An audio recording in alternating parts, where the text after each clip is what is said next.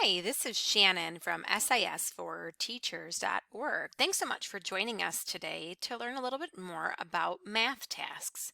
If you haven't seen our introduction video on what math tasks are all about, be sure to check that out on our YouTube channel at the handle SIS, the number 4 teachers.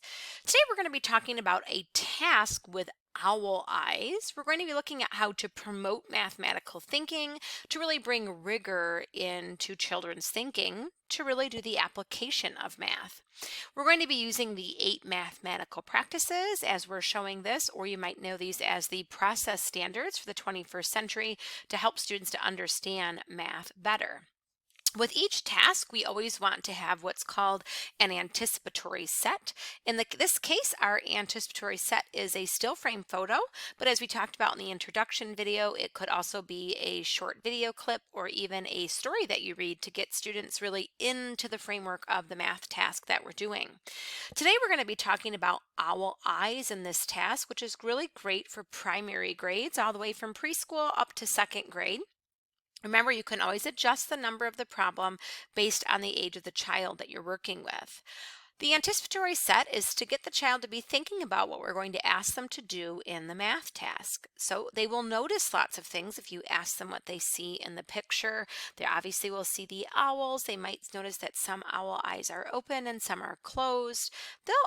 I'll also recognize, things about the trees and the cloud. We want to keep their focus as much as possible on the owls. So how many owls do we see? Let's count them.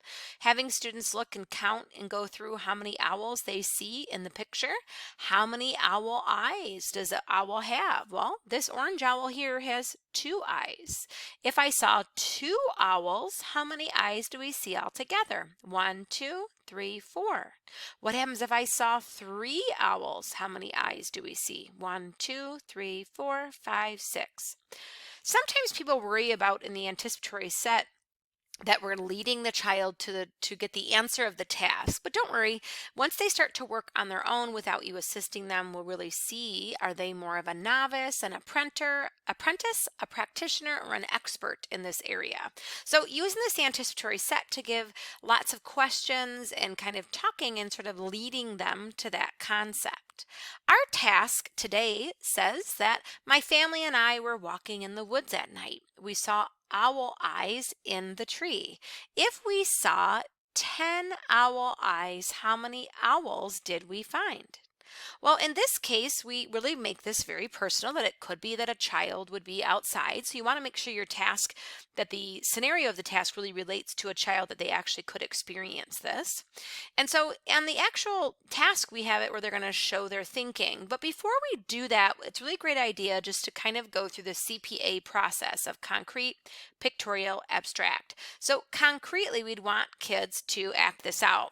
So I enjoy giving students our math work mat, which you can download for free with this task. The math work mat is just an open page. You don't have to necessarily use this mat. You could just use a designated piece of paper to be where the child works on the task with counters. It could be, if you're doing this at home, with Cheerios. It could be with pennies. Anything the child could really get their hands on. For younger students, you might want to say that, in this task, instead of saying it that we saw 10 owls, maybe we would say it for the littles that we saw 4 eyes. How many owls did we see? And maybe for older students, maybe in 2nd grade, we might say that we saw 20 owl eyes. How many owls do we see? So you can differentiate the task based on the age of the child that you're working with. This most important part is the mat, that you let the child map out this task on their own. We are not the giver of all the information. So if the child starts to put each circle as an owl, I'm going to tell you to let them do that. Don't ask questions that are leading or even autocorrect students, like, well, you only have 1, but don't owls have 2 eyes? So shouldn't we put 2 here? You don't really want to necessarily lead students to the right answer, because we're trying to see if they can apply the math practices or the process standards on their own. You also don't want to necessarily give them exactly 10 counters to use. You'd like them, to give them a bowl that they can go out and see if do they understand to grab the 10. Do they grab 5? Do they even know how many to put out in front of them? So you can make the task to increase the rigor a little bit as you're going.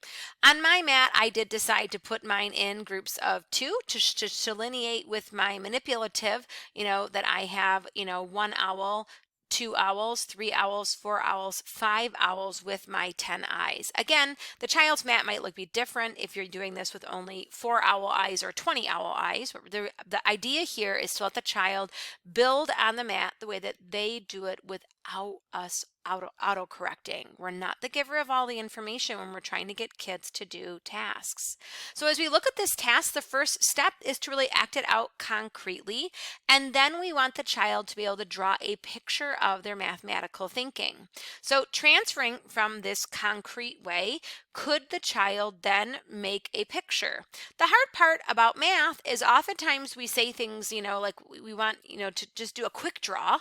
But in reading, you're saying you really want things to have lots of color and detail in it. So here I just chose to use X's in my drawing. Each of the X's in my drawing represents an owl eye, and then I put a ring around it. So we kind of call this ringing and labeling. That I have these 10 eyes. I'm transferring what I was learning here on the mat concretely. And when students are ready and doing a task at this level, you move them on to this pictorial part. I went ahead and counted all of my groups, and I had, 5 groups with 2 eyes in each, so I know that I had 5 owls total. When it comes time to recording the mathematical thinking, I went ahead and kind of pre-filled this in for us. You might just do for pre-K, K, and even first grade a dictated, tell me what you did. So maybe I might be the child that's describing what I did with the counters. So I'm going to write at the bottom, first I took 10 counters and put them into groups of 2 because each owl has 2 eyes. Now, obviously your child might not be giving the exact verbatim, but do they understand, or can they give a summation or summary of what they did? Then I counted how many groups I had. I counted 5 groups, so we saw 5 owls. What you're trying to do is look at it, is the math task, is a child more of a novice, an apprentice, a practitioner, or an expert, and how they're thinking about it. And so we go from taking this task, from this anticipatory set, getting them into the theme of what we're talking about, posing this question to them, having them act it out concretely with objects, when ready, showing it pictorially, giving an answer, and then to be able to give a summary. Second graders can obviously go ahead and write their, their sentences on what they were doing, but it's fine if you want to dictate that for children as well. So we have lots of different tasks that you can use on our website at sis4teachers.org. We hope that you gain some information on how to do a very fun math task either with your students in school or even at home. You also can connect with us on any of our social media channels from Facebook, Twitter, Instagram, YouTube, or LinkedIn with the handle at sis4teachers. Thanks so much for joining us.